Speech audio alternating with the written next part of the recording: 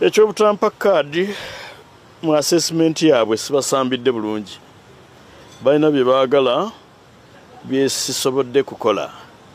Ebimu bayiza n'okuba nga tebabimbuulira nga byabalema communicating ne batabimbuulira.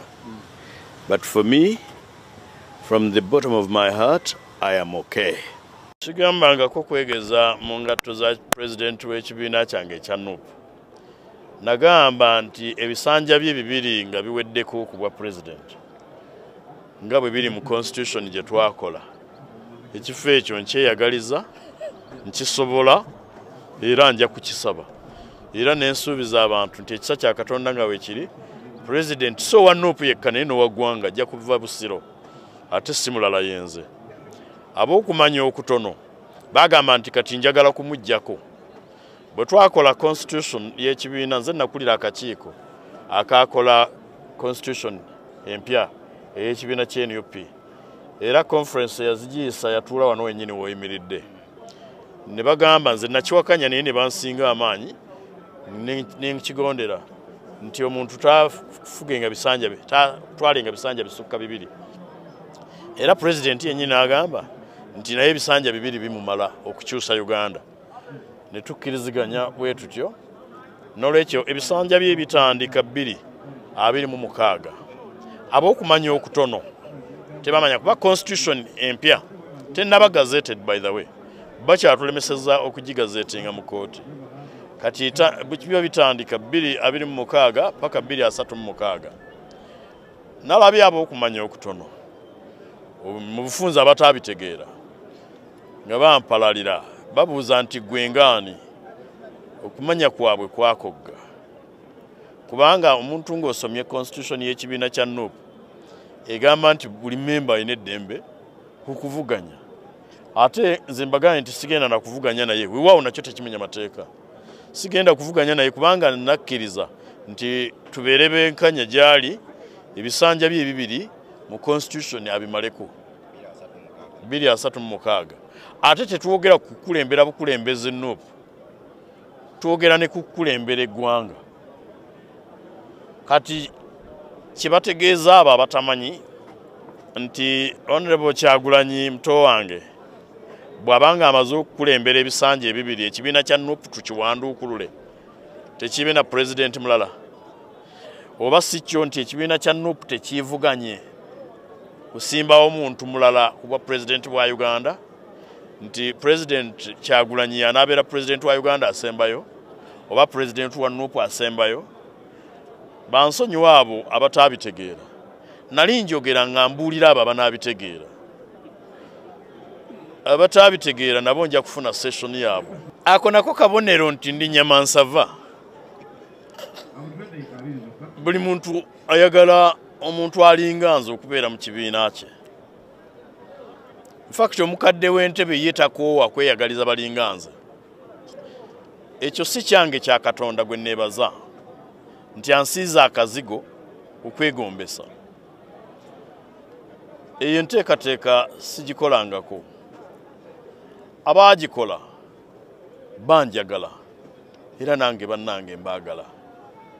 Naye nina ekibiina. So mu nteekateeka yange olwaleero temuliimu kuyingira kibiina kirala. Si ye second term ya president aliko. Mu constitution gye twogerako tannatandika. Wabula ng'emaze okulangirirwa mu kyapa kya gavumenti lwajja okutandika. Ekyokubiri saasobola kubeeramu. Kye mutegeeza waaliwo provision ey'okuwa apologies ne tugissa mu gazette. Bikikwatako wawulira beemulugunya. Saasobola kubaamu era bekikwatako nabategeeza. Bamanyi lwaki saalimu. Kitusobozese okwetegereza oba abantu ddala basaanidde.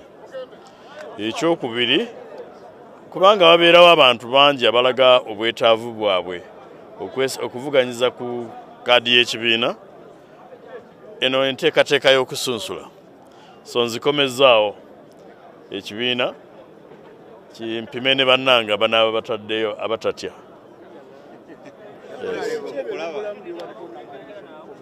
Ebayibuli era kyekyo kyegamba nti nkuleseewo omalirize ebitannagwo bingi olutalo olusooka terunnagwa olw'oggoba omumpembe omukadde w'entebe. Ekyokubiri, Paalamenti buli lunaku olukya ebeera n'obuvunaanyizibwa obulina okukolebwa abo abasunsuddwamu nga balina ebisaanyizo ng'era basaanidde okubikola okusinga ku balala. Amateeka Paalamenti ekyakola, budget Paalamenti ekyazikola, oversight zikyagenda mu maaso, n'omulimu gw'okugoba omukadde tegunnaggwa n'ebifaananako ng'ebyo. Saakyusiza mannya, gaakyuka dda. Etteeka erya Registration of Persons Act bwe lyajja lyagamba okukola deed poll era tekisoose kati nakikola mu myaka egyayita naye buli lw'oba presenting empapula opresentinga. Ate kati nandyesimbyewo ku kibiina kitali kyange, nkomyewo kwesimbirawo ku kya NUP kuba kyekibiina kyange. Singa akalulu tekakukwata kaadi nebanga egenzewo omuntu omulala ogenda kukola otya? Onakkiriza okugondera amateeka g'ekibiina? Ate bulijjo sigatambulirako. Nali mbaganye okumbuuza ebibuuzo ebitatuukanye kye bayita fantastic ideas, nti nteeka ku minzaani oteekeko n'abalala, tojja kuddamu kumbuuza kibuuzo ekyo. Bwe kyotegeeza nti ekibiina kyaffe tekyagala mutindo. Ekibiina kino kyagala mutindo, era mu kiseera kino omutindo ku kaadi y'ebusiro kitegeeza kulonda nze. So toyinza kumbuuza nti akabenje kajja kugwa. Ne balonda gundi, ne balonda gundi. Abagala okunneesimbako nga team leader waabwe bajje banneebuuzeeko, buli muntu nnyamulaga waasaanidde okubeera.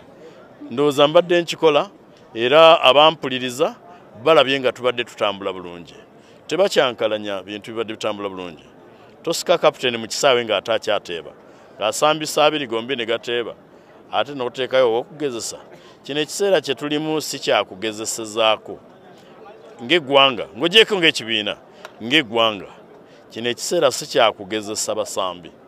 Waliwo abo abali tested oba abagezeseddwa ne bayita ebigezo, ate toleeta bakugezesa ne bali ddembe lyabwe okwesimbawo, ddembe lyabwe okweyagaliza, naye kyabuvunaanyizibwa okwepimira. Kubanga omanyi Oluganda, wasoma ku katabo akaalimu enjogera egamba nti lumu Wakikere yeewaga atomere kumu n'akate, Wakikere yagira ki? Yayabika. Ekyokubiri atamuzadde amutikka jjinja. Lwaki wandyagadde omwana wa munno okumutikka kyatasobola ng'ate wali wakisobola? Tumaze ebbanga nga tulwana ne kooti eno, Kangaroo Court. It's a kangaroo establishment. Mwe mugiyita kooti naye ekyamazima. Semufu kangabaana. Abaana baffe bangi babasibye, in fact omu ku bo y'ono. Omulala wuuno. Owulidde, bano bonna twabajjayo nga kumpi enjala baagala zisokoolamu. Bakubye emiggo miyitirivu, obukongovule babumenye. Naye kati omukadde nga bwasazeewo okusayininga ekiteeka kye, kati yagguddewo tudde mu kkooti, era mu bbanga tono tugenda kuba tuyingidde kkooti. Ffe katulwanyise obwongo tukole ekyo. Omanyi si kirungi kugenda kulwana na muntu waakusinga, fuba okugenda w'omusinga. Mu bintu bino tumusobola era tumulazeeko nti tumusobola. Namanyaako nti enteekateeka y'omukadde w'entebe kusayininga tteeka lino amangu ddala akwate Kyagulanyi. Era amuyise nga bw'ayisa Dr. Besigye. So nga bw'ali sayininze, katulinde gazeeti efulume, enkalu zidde okunywa. Etteeka lino bbi. Era nga tulirwanyisa tuyita bannayuganda bonna balwane. Eyo gy'empulira azungira kati ng'abazungu.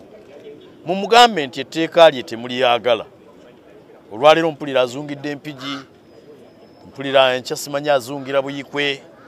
Mumugambe etteeka lye temulyagala kubanga lisiba baana be, baana bammwe.